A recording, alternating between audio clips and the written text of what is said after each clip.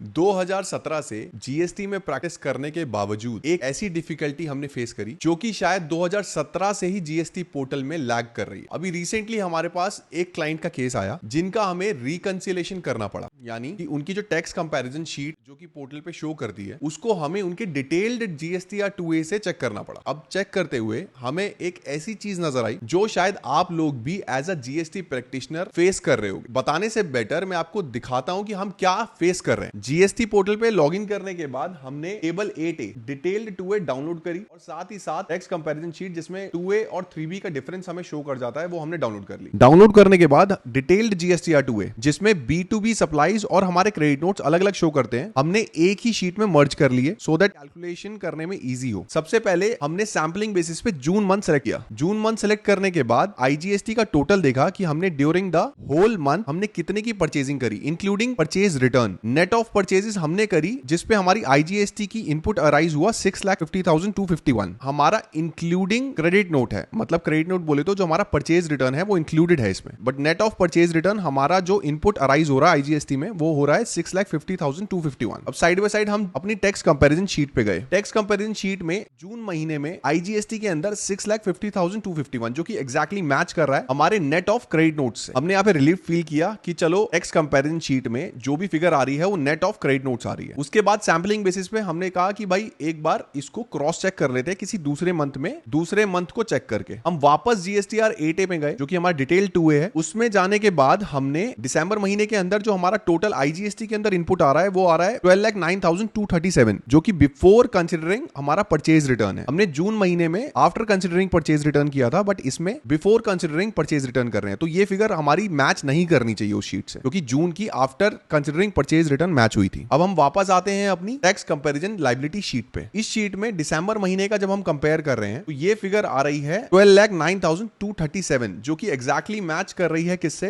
Before purchase return वाली figure से। तो यहां पर हमें कंफ्यूजन अराइज हुई कि जी एक महीना ऐसा है कि after considering purchase return match कर रही है फिगर और एक महीना ऐसा है जो कि before considering purchase return match कर रही है फिगर। तो अगर आप भी ऐसा कोई लैग जीएसटी पोर्टल पे फेस कर रहे हैं जिसमें एक रिपोर्ट जीएसटी पोर्टल की ही दूसरी रिपोर्ट से मैच नहीं कर रही तो आप कमेंट सेक्शन में लिखें या फिर इसका क्या सॉल्यूशन है आप हमें कमेंट सेक्शन में बताएं। ऐसी और डिटेल्ड वीडियोस के लिए जीएसटी गाइड को फॉलो करें।